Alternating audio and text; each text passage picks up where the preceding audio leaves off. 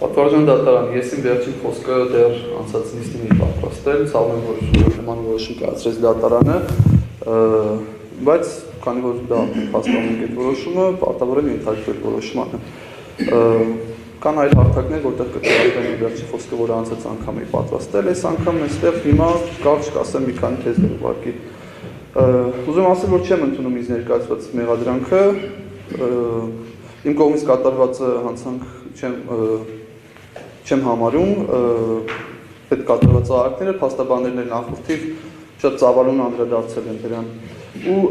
իմ կողմից կատարված ակտերի հանցանքներ չլինելու կոնտեքստում ուզում եմ եւս մեկ անգամ ընդգծել, որ իմ խնդիրը Հակոբ Ասլանյանի հետ անձնական չի, ինքն այդ պահին եղել է իշխանության մաս ու իշխանություն, որին ես համարում եմ, որ պատասխանատու են Հայաստանի լրջագույն խնդիրների համար, բայց ավելի մանրամասն չեմ ուզում անդրադառնամ, որ արգելքը ձեր չխախտեմ, ես ընդհանրապես իմ կոշտ քննադատությունն եմ ներկայացրել իրեն միջադեպի ժամանակ։ Հակոբ Ասլանյանի ավտոբուսից իջնելուց հետո ավտոբուսում տեղի ունեցածի մասով ուզում եմ ասել, որ դա ոչ թե իմ կողմից անհարգալից վերաբերմունք ա եղել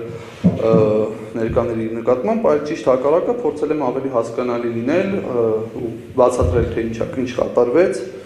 Դատախազության կողմից ինձ մեղադրանքներ ներկայացնելը միջդատական վարույթում իմ նկատմամբ խիստ խափանող միջոցների կիրառումը համարում եմ խտրականության դրսևորում ու ակնկալում եմ, որ դատարանը կկայացնի արդարացման վերդիկտ։